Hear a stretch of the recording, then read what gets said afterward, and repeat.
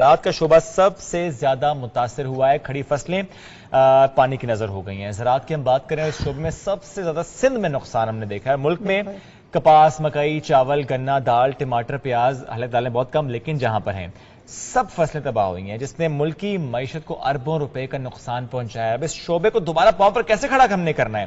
ہمیں ٹیکنالوجی کا استعمال کیسے کرنا ہے؟ زمین کو قابل کاشت دوبارہ کیسے بنانا ہے؟ ہمیں خود سے کیا کرنا ہوگا؟ Short term, medium term, long term plans کیا ہوں گے؟ ہم اس کی بات کریں گے اور پروگرام میں ہمیں جوائن کریں vice chancellor arid agriculture university professor doctor Qamar الزمان صاحب. السلام علیکم جی، کیسے ہیں آپ؟ وعلیکم السلام sir. So glad to have you. بڑا اہم یہ ٹاپک ہے کیونکہ ظاہر ہے ہم دیکھتے ہیں کہ پاکستان ایک ایگریکلچرل اکانومی ہے ہماری، اور جس طرح اس سیلاب نے تباہ کیا ہے ہماری فصلوں کو، اور ہم کچھ دیر پہلے یہ خبر بھی شیئر کر رہے تھے کہ ہم ٹماٹر اور پیاز ظاہر ہے ایران سے درآمد کی بات کر رہے ہیں، بٹ ہمیں اپنے پیروں پہ کھڑا کرنا ہے، اپنے کسان کو بھی اور خود کو بھی، زمین بھی قابل کاشت بنانی ہے. کیا اس وقت فوڈ انسیکیورٹی کی طرف ہم بڑھ رہے ہیں سر؟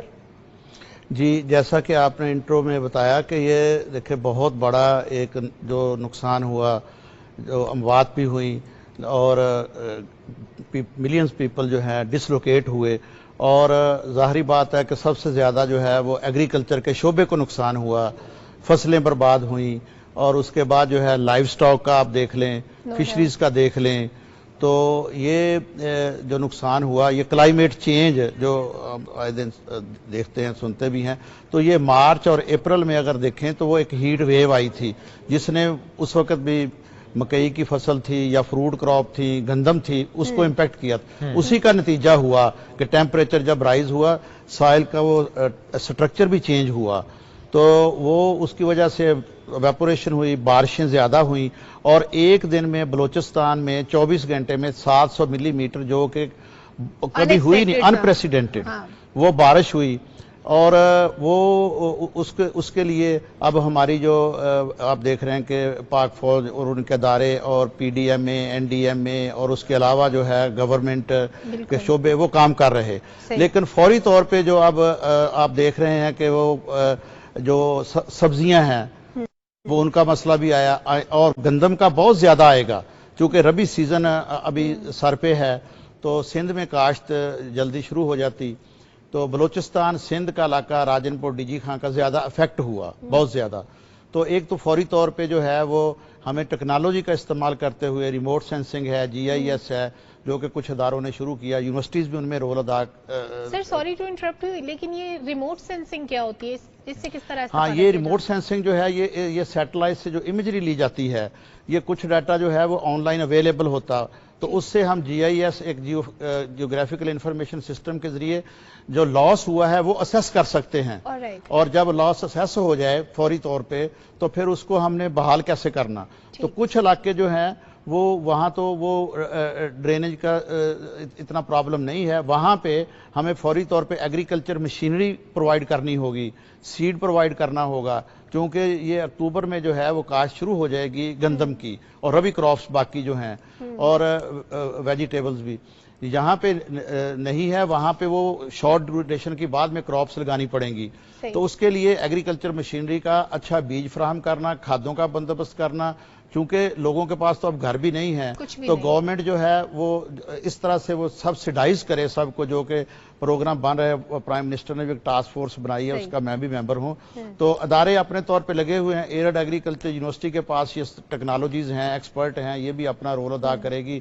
اور پھر یہ جو ہے یونیورسٹیاں جو ہیں اور ایرڈ ایگریکلچر یونیورسٹیاں اپنے طور پہ کچھ ہینڈسم اماؤنٹ بھی جمع کی ہے جو زمینداروں کو وہاں پر کچھ چیزیں پہنچائی جائیں گی. Task force for this particular issue, task force agriculture کی آلریڈی جو پہلے بنائی تھی پرائم منسٹر صاحب نے، وہ ربی کراپس کے لیے تھی کہ شارٹ ٹرم ہمیں کوئی، لیکن اب جو ہے یہ اس سے یہ مسئلہ اسیس بھی کرے گی کہ کتنا نقصان ہوا ہے اور کیسے اس کو. اچھا سر، آپ کی موجودگی کا فائدہ اٹھاتے ہوئے سنس آف ممبر بھی ہیں، تو ابھی جو نقصانات کا تخمینہ لگا ہے اس کے بعد پیاز اور ٹماٹر کے لیے تو ہم نے آئیڈینٹیفائی کر لیا کہ ہم ایران سے امپورٹ کریں گے اور ڈیوٹیز ختم کر دیں گے. گندم ایک ہماری بڑی ضرورت جس کی کنزمپشن بہت زیادہ ہے، فصل ہماری تباہ ہو گئی، اب اکتوبر میں لگے گی تو ظاہر ہے اس کو فروٹفل ہونے میں وقت لگے گا.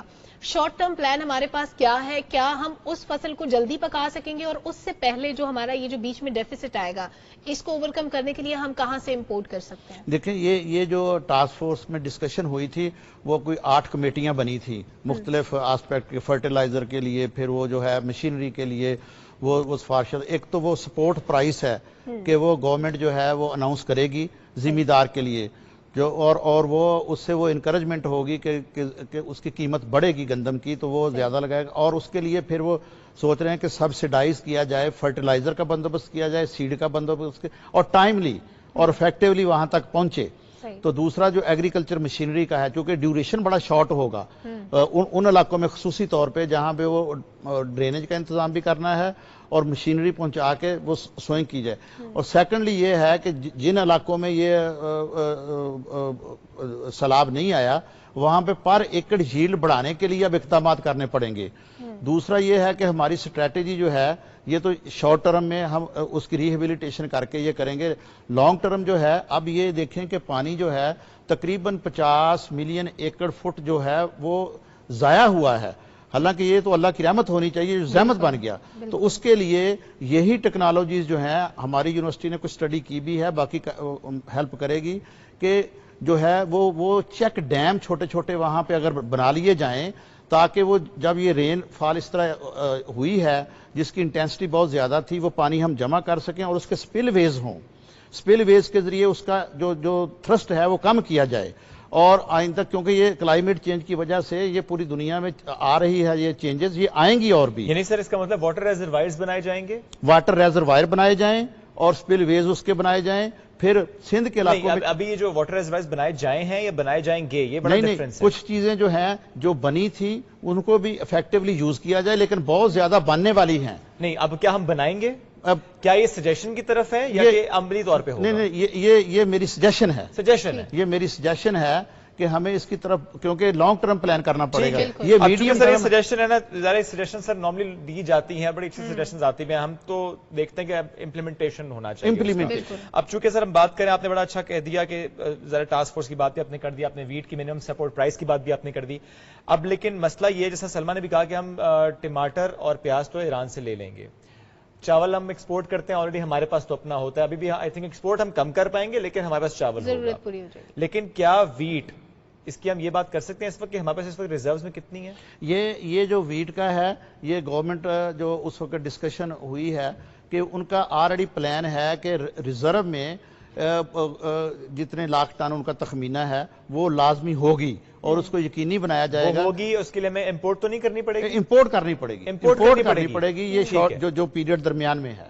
اچھا سر، ایک اور چیز کہ جہاں پہ سیلاب کا پانی کھڑا ہے، پہلے وہاں پہ فصلیں تھی، اب سیلاب کا پانی ظاہر ہے گندا ہوگا، وہ زمین کے اندر ایبزارب ہوگا تو سوائل کنٹامینیٹڈ ہو جائے گی۔ اچھا، اس کے بعد اس کو ڈی کنٹامینیٹ کرنے کے لیے کیا کوئی؟ یہ آپ نے بڑی اچھی بات کی، یہ پانی جو ہے یہ میٹھا پانی ہے، یہ اس کے جہاں پہ نقصانات ہیں فوائد بھی ہیں، تو یہ یہاں پہ پانی جو ہے جب یہ پرکولیٹ کرے گا جو یہاں پہ سالٹش واٹر ہے وہ بھی ٹھیک ہو جائے گا، اس کے فائدے بھی ہیں۔ یعنی اس فلڈ واٹر کی وجہ سے زمین اب قابل کاشت ہوگی جو کہ پہلے قابل کاشت نہیں تھی۔ اور آپ دیکھیں گے کہ اس دفعہ تو کرائسس آیا، یہ شارٹ ٹرم کے لیے انتظام، لیکن نیکسٹ ایئر جیسے بولتے ہیں نا یہ بمپر کراپ ہوگی، وہاں پہ فرٹیلیٹی بڑھے گی، ایون ان بلوچستان جہاں پہ بھی یہ پانی گیا ہے۔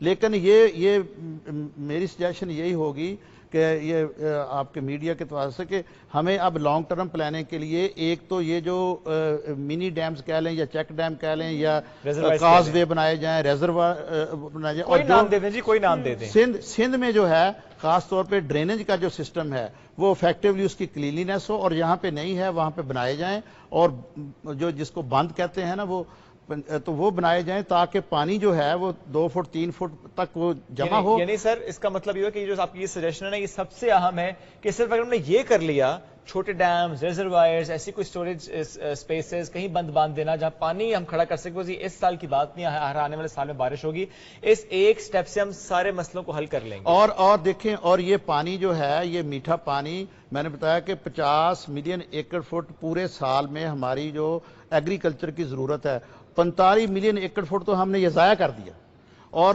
وہ اس نے تباہی پھیلا دی۔ اگر ہم اس کو سٹور کر لیں پراپر طریقے سے، اس کا اخراج کا بندوبست کر لیں تو اس سے ہم فائدہ اٹھا سکتے ہیں۔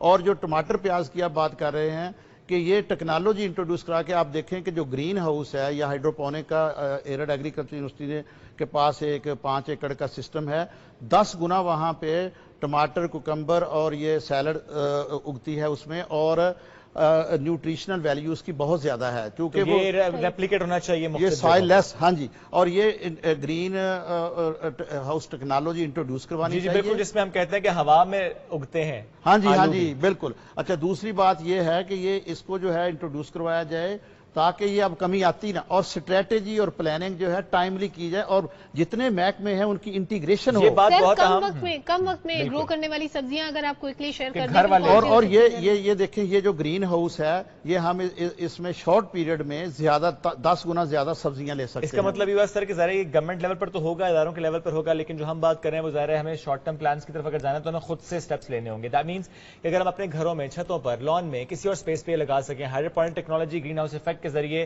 प्याज, टमाटर, आलू, हाइड्रोपोनिक टेक्नोलॉजी समझाना आसान है सर। यही मैं कह रहा था, नेक्स्ट है क्लाइमेट अडाप्टेशन जो चेंज आ रहे हैं, इसकी अवेयरनेस के लिए हमें बहुत ज्यादा कैंपेन चलानी चाहिए ताकि आम लोगों तक ये जो टेक्नोलॉजी है वो पहुंच सके और वो उसका इस्तेमाल कर सकें। और ये जो जिम्मेदार हैं, छोटे जिम्मेदार, ये भी अगर पौंड बना लें तो कम से कम बारिशों का पानी जिसको वाटर हार्वेस्ट कहते हैं वो करें, और वो जो मॉडर्न टेक्निक से इरिगेशन से वो इस्तेमाल करें। ठीक हो गया, ठीक है सर, बड़ी थैंक यू जबरदस्त सर, बात थैंक यू। आपने की कि हमें अवेयरनेस कैंपेन की जरूरत है। बिल्कुल शुक्रिया। साथ मौजूद है vice chancellor arid agriculture university professor doctor कमरुज़्ज़मान साहब, और ये बड़ा अहम था कि ज़रा वो उन्होंने जो एक सजेशन दी तो बहुत ही अहम सजेशन है, इस पर फौरी अमल होना चाहिए। बट हम कोशिश करेंगे कि जो उन्होंने कहा ना कि उनके पास ही एक ऐसा एक एटमॉस्फेयर है जहां पर हाइड्रोपोनिक टेक्नोलॉजी के जरिए वो सब्जियां भी उगाई जा रही हैं। हम वहां जाकर एक सेगमेंट करके लाएंगे आप लोगों के लिए ताकि आप ये समझ पाएं कि घरों में किस तरह से हम कर सकते हैं, स्मॉल स्केल कैसे आप ये इसको इम्प्लीमेंट कर सकते हैं। खुद तो आपकी सब्जियों की ज़रूरत पूरी होगी, जो दीगर लोग हैं उन तक भी आप ये सब्जियां पहुंचा पाएंगे, चूंकि ज़ाहिर है अभी फिलहाल ये मसला है। आने वाले सालों के लिए भी हमें ये बहुत ज़रूरी है कि हम इसको बेहतर करें। चलें जी, बढ़ते हैं आगे।